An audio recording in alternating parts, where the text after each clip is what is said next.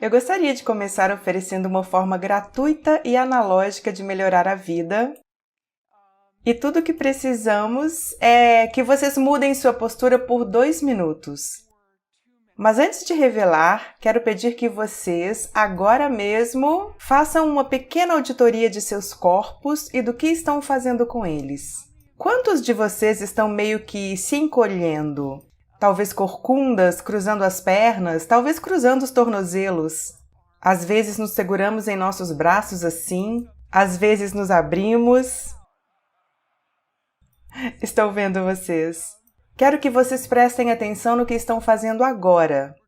Voltaremos a isso em alguns minutos e espero que, se aprenderem a se ajustar um pouquinho, isso mude a maneira como sua vida se desenrola. Somos fascinados pela linguagem corporal e estamos particularmente interessados na linguagem corporal das outras pessoas.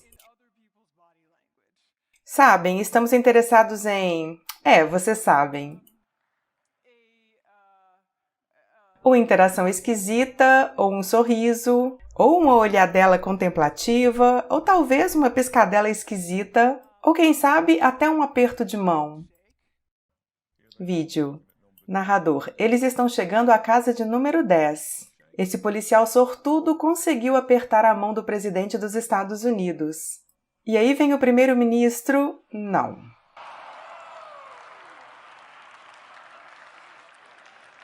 Então, um aperto de mão, ou a falta dele, pode nos manter falando por semanas e semanas, até a BBC e o New York Times. Obviamente, quando pensamos em comportamento não verbal, ou linguagem corporal, chamamos de não verbal, como cientistas sociais. Isso é linguagem, então nos remete à comunicação. Quando pensamos em comunicação, pensamos em interação. Então, o que o seu corpo está me dizendo? E o que o meu está comunicando a você? E há muitas razões para acreditar que essa é uma maneira válida de olhar para isso.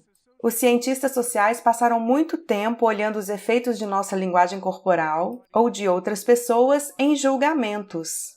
E fazemos inferências e julgamentos generalizados a partir da linguagem corporal. E esses julgamentos podem prever resultados muito significativos, como quem contratamos ou promovemos, quem chamamos para um encontro. Por exemplo, Nalini Ambari, pesquisadora da Universidade de Tufts, mostra que quando as pessoas assistem a clipes mudos de 30 segundos, de interações reais entre médico e paciente, seu julgamento sobre a gentileza do médico prevê se ele será ou não processado. Não tem tanto a ver com o médico ter sido incompetente, mas se gostamos daquela pessoa e como eles interagiram.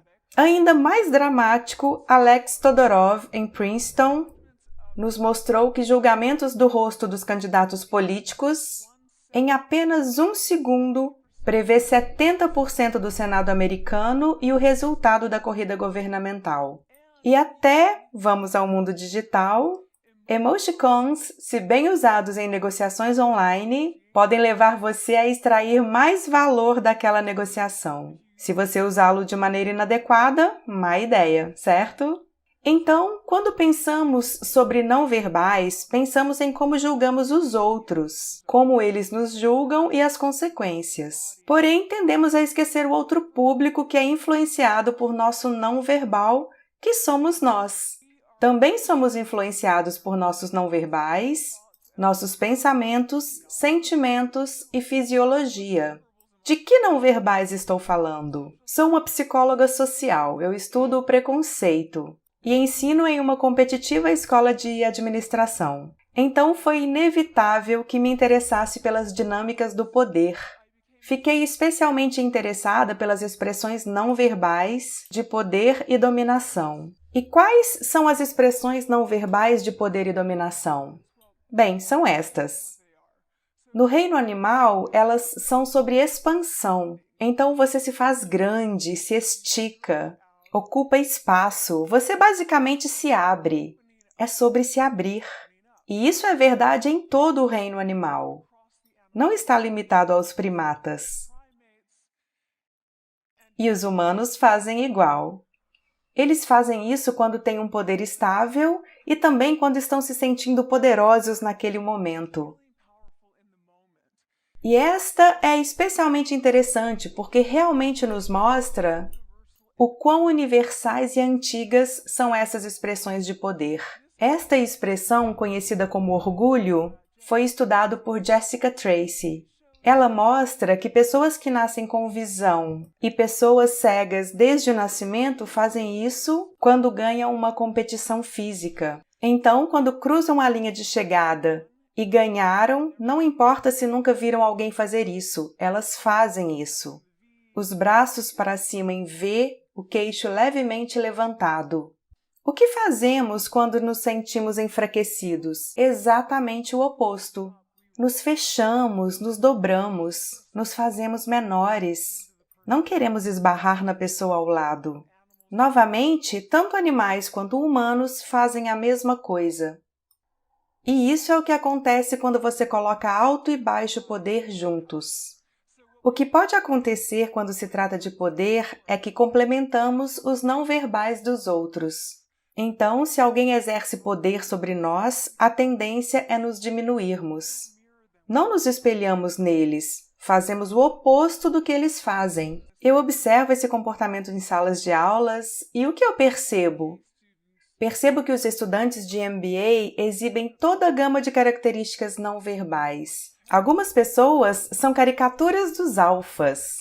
Quando entram, vão para o meio da sala, antes mesmo da aula começar, como se quiserem realmente ocupar o espaço.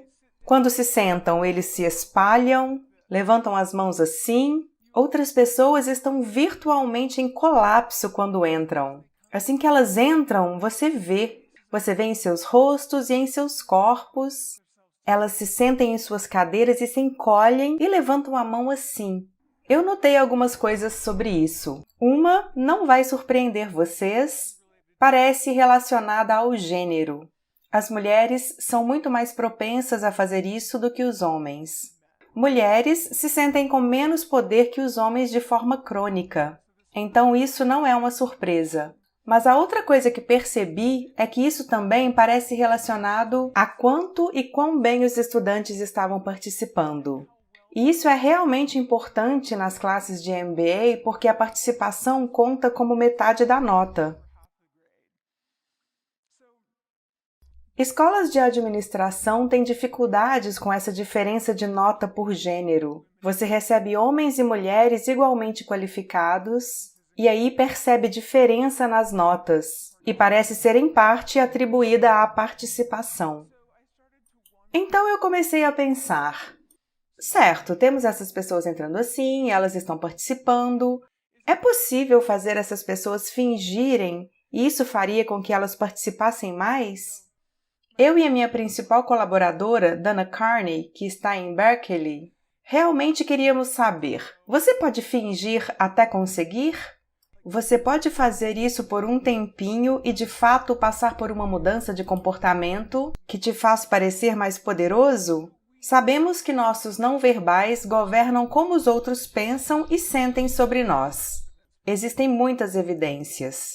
Mas nossa questão realmente era: será que nossos não verbais governam como sentimos e pensamos sobre nós mesmos?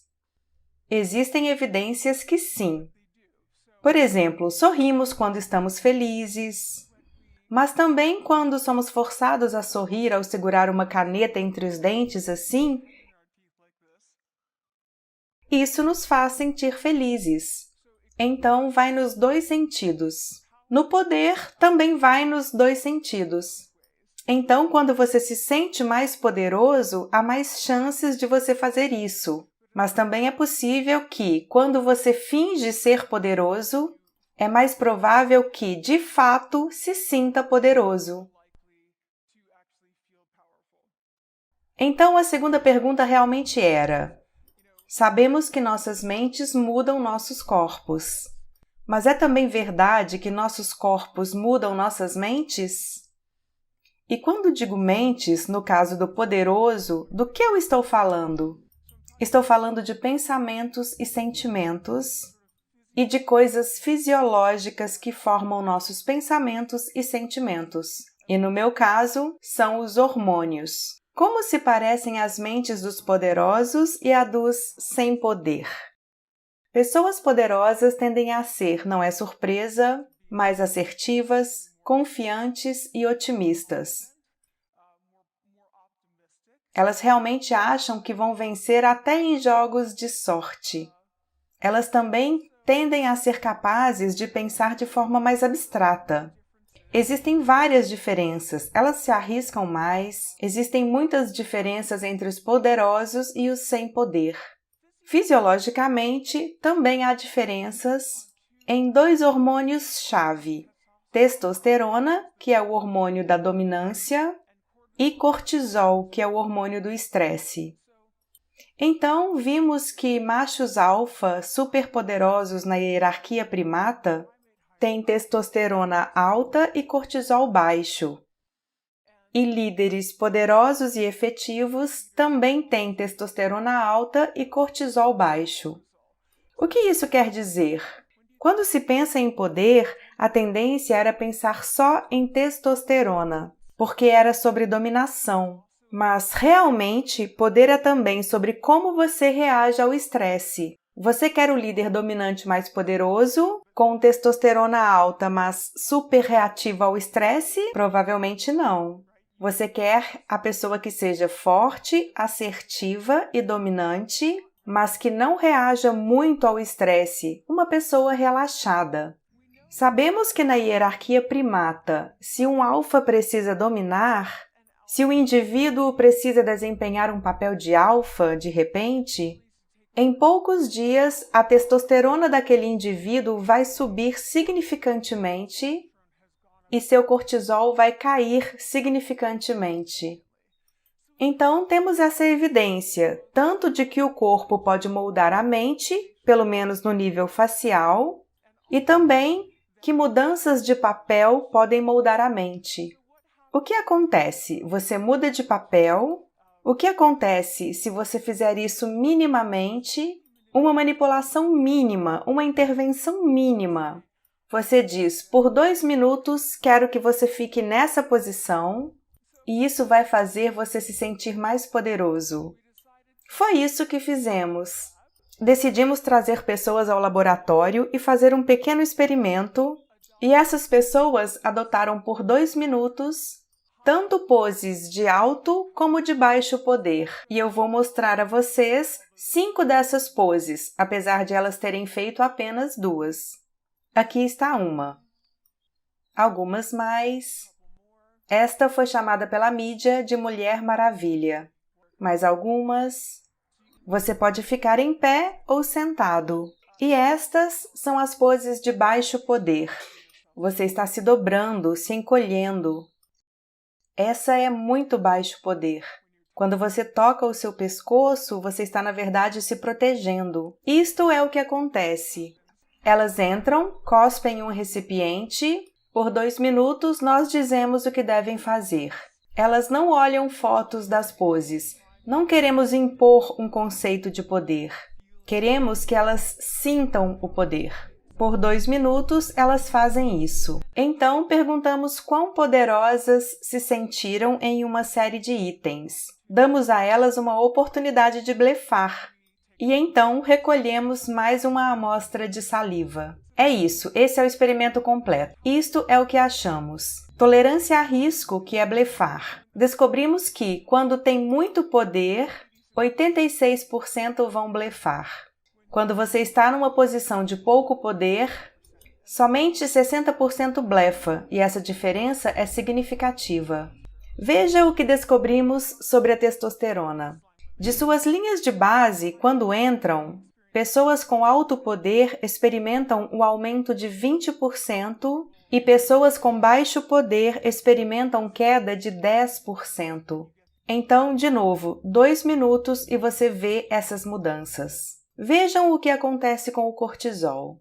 Pessoas com alto poder experimentam aproximadamente 25% de queda e pessoas com baixo poder experimentam aumento de 15%.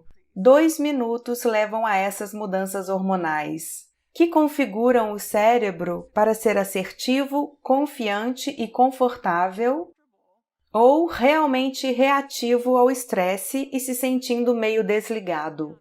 Todos nós já nos sentimos assim, não é? Parece que nossos não verbais governam a maneira como pensamos e nos sentimos sobre nós mesmos. Então, não são apenas os outros, mas também nós mesmos. Nossos corpos também mudam nossas mentes. Mas a próxima questão, claro, é: fazer poses de poder por alguns minutos pode realmente mudar a sua vida de maneira significativa? Isso é no laboratório, uma pequena tarefa, só alguns minutos. Onde isso pode ser aplicado? No que levamos em conta, é claro. E então pensamos que você quer usar isso em situações de avaliação, como situações de ameaça social, onde você está sendo avaliado até pelos seus amigos. Por exemplo, para adolescentes, seria na mesa do almoço. Para algumas pessoas, seria falar na reunião de conselho escolar.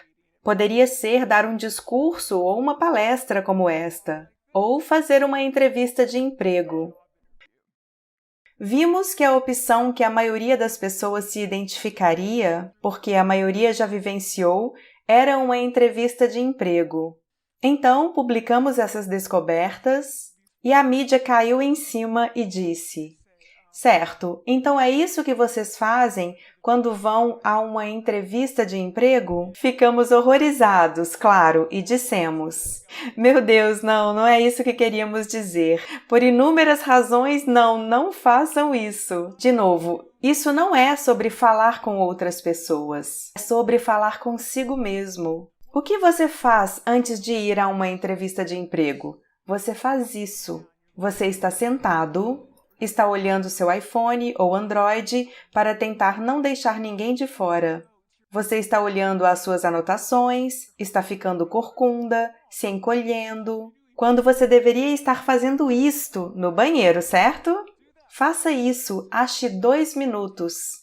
Então, trazemos pessoas ao laboratório, elas fazem pose de muito ou pouco poder de novo, elas passam por uma entrevista de emprego muito estressante. Dura 5 minutos, elas estão sendo gravadas. Elas também estão sendo julgadas e os juízes foram treinados para não dar feedback não verbal. Então, eles ficam assim. Imagine que esta é a pessoa te entrevistando. Por 5 minutos, nada, e isso é pior do que ser interrogado. As pessoas detestam isso. É o que a Marianne Lafrance chama de estar em areia movediça social. Isso realmente ataca o seu cortisol. Nós a submetemos a esta entrevista de emprego e queríamos ver o que aconteceria. Então, demos estas fitas a 4 programadores.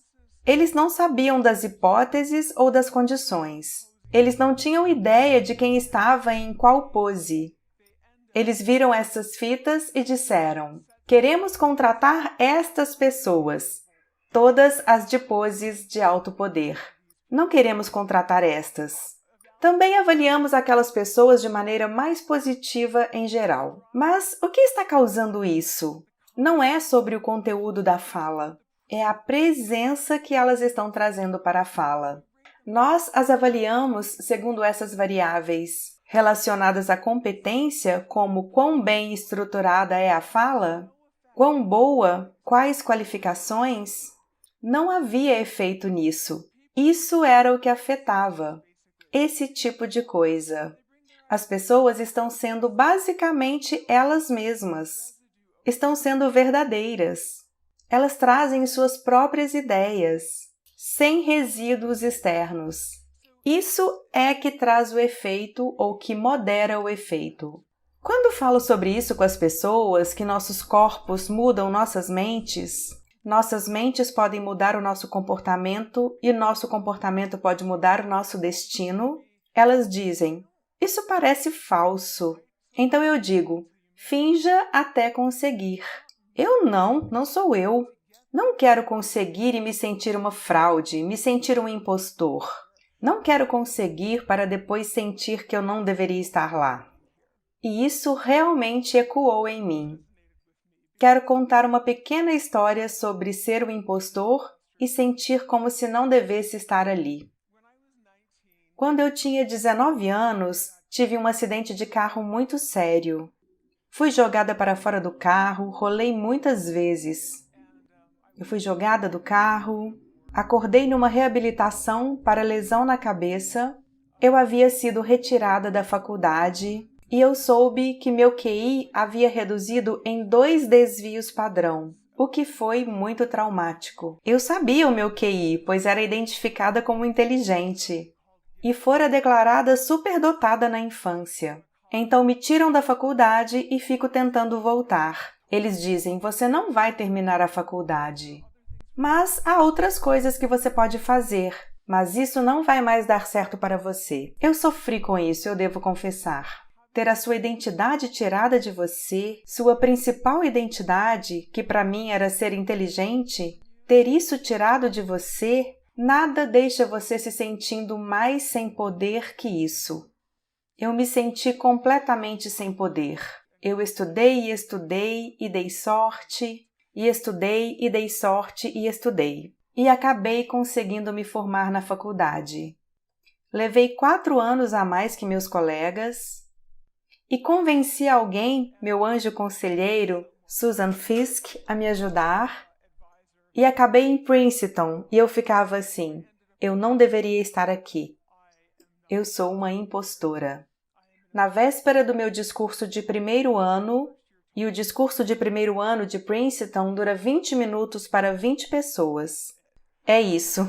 Eu estava com tanto medo de ser descoberta no dia seguinte que liguei para ela e disse, estou saindo. Ela disse, você não está saindo porque eu apostei em você e você fica. E é isto que você vai fazer. Você vai fingir, você vai fazer todos os discursos que pedirem a você. Você vai fazer e fazer e fazer, mesmo se estiver aterrorizada e paralisada, e tendo uma experiência extracorporal, até o momento em que você disser, meu Deus, estou fazendo, eu me tornei isso, estou fazendo isso agora. Foi o que eu fiz. 5 anos na graduação, em alguns anos fui para Northwestern, mudei para Harvard, estou em Harvard. Eu não penso mais nisso, mas por um bom tempo eu pensei, eu não devia estar aqui, eu não devia estar aqui. Então, no fim do meu primeiro ano em Harvard, uma estudante que não havia falado em aula o semestre todo, a quem eu tinha dito, você precisa participar ou vai ser reprovada, veio à minha sala. Eu, na verdade, não a conhecia. Ela veio totalmente derrotada e disse, eu não devia estar aqui. E esse foi um momento para mim, porque 2 coisas aconteceram. Uma eu percebi, nossa, eu não me sinto mais assim. Eu não sinto mais isso, mas ela sente e eu entendo. E a segunda foi, ela deve estar aqui. Se ela pode fingir, ela pode se tornar. Então eu disse, sim, você deve estar aqui. E amanhã você vai fingir, você vai se fazer poderosa e você vai...